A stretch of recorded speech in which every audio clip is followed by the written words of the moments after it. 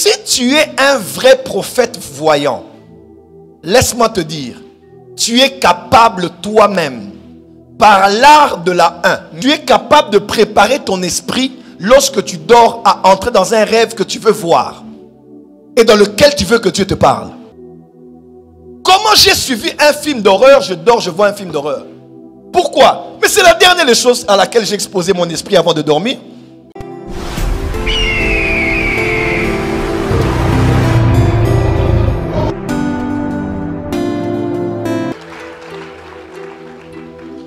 La seconde question est de savoir, est-ce que lorsque tu fais un rêve et que tu es en train de sauver quelqu'un, mais après tu te réveilles, tu n'as pas fini l'opération, existe-t-il des pratiques que tu peux faire pour te reconnecter au rêve que tu avais vécu avant, pour continuer cela? Ou bien on doit attendre que le Saint-Esprit te fasse revivre la même expérience pour poursuivre la mission que tu n'as pas finie? D'accord, vous allez prendre un autre micro s'il vous plaît. Bon, la première des choses déjà qu'il faut savoir, c'est que ce n'est pas parce que tu as vu un rêve qui est achevé, qui est inachevé, qui doit être achevé. Je répète, le monde des rêves c'est bizarre. Ce n'est pas parce que tu as fait un rêve qui est inachevé, qu'il doit forcément être achevé. Peut-être la partie dans laquelle tu t'es arrêté, c'est la partie suffisante que Dieu a voulu te donner. Et puis j'ai couru, on a quitté l'église, et puis ça tirait de partout. Et puis je voulais entrer à la maison, et puis pouf, je me suis réveillé. Donc il faut que je dorme pour que je rêve que j'étais bien entré dans la parcelle. Dis à ton voisin, premièrement, contente-toi de ce que tu as vu. Contente-toi de ce que tu as vu. Amen, amen. Amen. Mais à part ça, il y a aussi des fois où il y a vraiment un profond sentiment d'inachevé. Tu sens, on dirait qu'il y a quelque chose qui devait être terminé dans ce rêve-là. Et c'est là qui me permet de dire quelque chose que je veux dire qui est quand même très important. Bon. La deuxième réponse que je donne, qui est simple aussi, c'est de croire en la puissance de la prière. J'ai vu des chrétiens, même moi à mes débuts, je suis là et je demande à Dieu vraiment, Seigneur, ramène-moi ce rêve. Seigneur, montre-moi à nouveau cette chose. Seigneur, laisse-moi voir en profondeur ce que j'ai eu à voir. Je crois vraiment avec la foi et une bonne concentration. Dieu est capable de te redonner ce rêve-là. Qui ont déjà vu ça? Voilà, il y a déjà beaucoup de gens ici. Où tu voulais voir quelque chose que tu ne connais pas, tu as demandé, Dieu t'a révélé.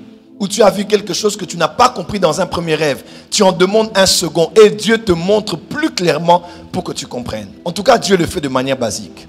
Mais là maintenant, je m'adresse aux prophètes, c'est-à-dire à ceux qui ont l'office de prophète, et plus précisément à ceux qui sont des prophètes voyants.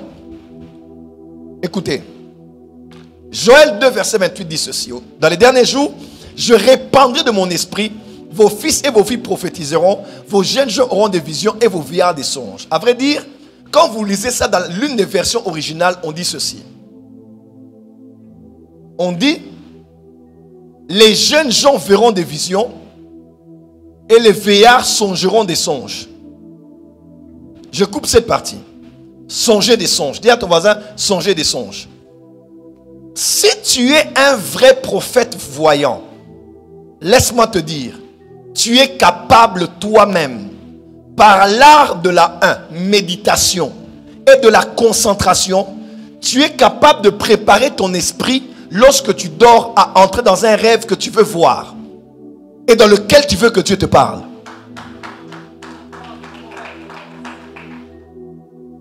Comment j'ai suivi un film d'horreur, je dors, je vois un film d'horreur. Pourquoi? Mais c'est la dernière des choses à laquelle j'ai exposé mon esprit avant de dormir.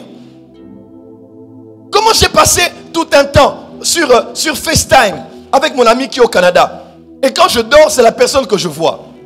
Parce que j'ai exposé mon esprit à voir mon ami avant de dormir. Beaucoup de chrétiens ne connaissent pas ce qu'on appelle la méditation. La méditation, une bonne méditation avant de dormir.